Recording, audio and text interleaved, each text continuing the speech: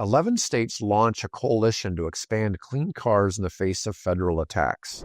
For some reason, it's perceived in the United States that people don't want electric cars, even though we see on the West Coast they do.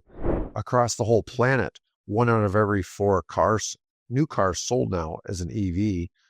1 out of 2 in China, 1 out of 4 in California, but the rest of the United States, it's like about 1 out of 8. About China and the impact that, where China is with respect to American car makers. And again, Sandy comes out and says they're 5 years ahead of us. I have to say, 215 Republicans as opposed to 214 Democrats and independents and opposing Republicans. But that narrow little skinny majority is basically causing the American automobile to be eclipsed by a country. Their main manufacturing, when I was in China the last time, was still bicycles.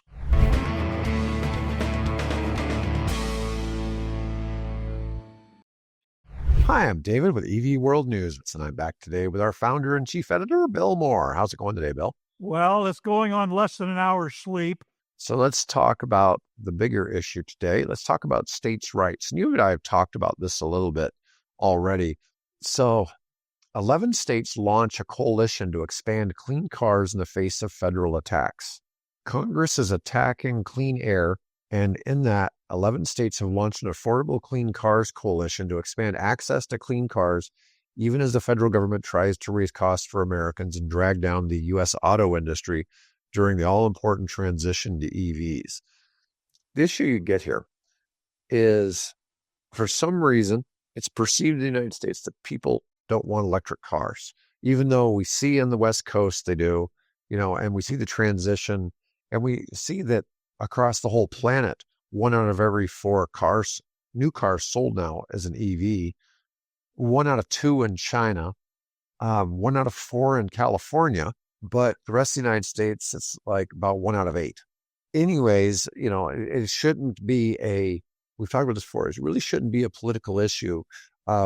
As we've talked about, some of these amazing cars are releasing in China at ridiculously cheap prices.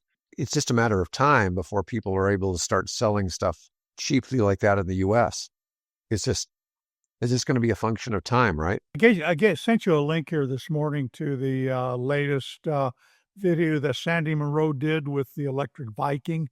So he's interviewed Sandy on a couple of occasions, and they're specifically talking about China and the impact that, where China is with respect to American car makers. And again, Sandy comes out and says they're 5 years ahead of us. They said China is 5 years ahead. Yeah. I don't really, in what way is that? Do you agree? Oh, yeah. Oh, yeah. Their vertical integration, at least 5 years. Their electronics, their drive-by-wire stuff is really pretty good. And he lists all these things as to why they are. In fact, that's the electric Viking. I don't know what his first name is, but anyway, asks him, who does he see being by 2030? Who does he see being the largest OEMs in the world? Right now, it's Volkswagen, and Volkswagen's got his share of problems, and Toyota. I don't know who number 3 is, Ford or GM possibly, but Sandy says number 1, without a doubt, will be BYD. Maybe Toyota, number 2, but that's kind of a question mark. But without a doubt, BYD will be number 1, and there's a possibility we may even see Geely, squeeze in there possibly at number 3, because Geely doesn't just make their own cars, they make cars under other brands, particularly like Volvo and Polestar and those particular cars. So it's very possible that, within 5 years, we'll see the Chinese will be the leading manufacturers of automobiles globally. And of course, those automobiles will unquestionably all be electric, either electric as a plug-in hybrid or all battery electric vehicles. That's where we're going. And the action by the U.S. Congress I have to say, 215 Republicans as opposed to 214 Democrats and independents and opposing Republicans. But that narrow little skinny majority is basically causing the American automobile to be eclipsed by a country. Their main manufacturing when I was in China the last time was still bicycles. So now we've got them where they will become here by 2030, very possibly the world leaders in advanced vehicles that are 5 years ahead of U.S. manufacturers. Yeah, it's scary to think about, but I don't know how much you can. We've seen the writing on the wall for years that this is going to transition.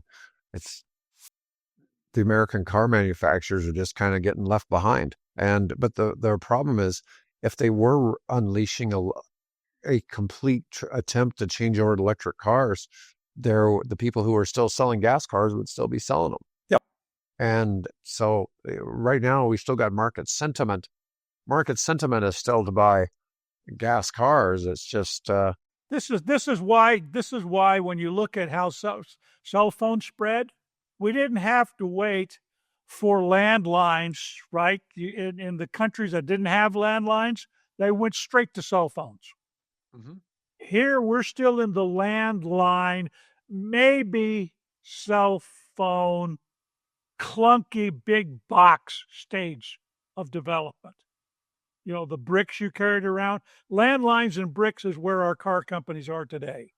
China, already straight to cell phones. Yep, no question. So Congress rescinds California's ability to set its own emission standards.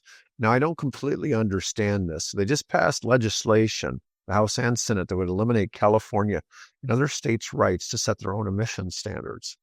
Now, I really don't understand this because, a lot of talk we've had on here is, a lot of things should be states' rights to pick how they want to do things. I mean, in my mind, if California wants to have higher standards, that's kind of on them. The only thing where there's a challenge is like when they made it so that you can't drive trucks that are 2010 or older, semi trucks in California. That caused some problems, and that those trucks can only start picking up loads in Nevada and Arizona. But that's a minority. That's a small fraction of the people.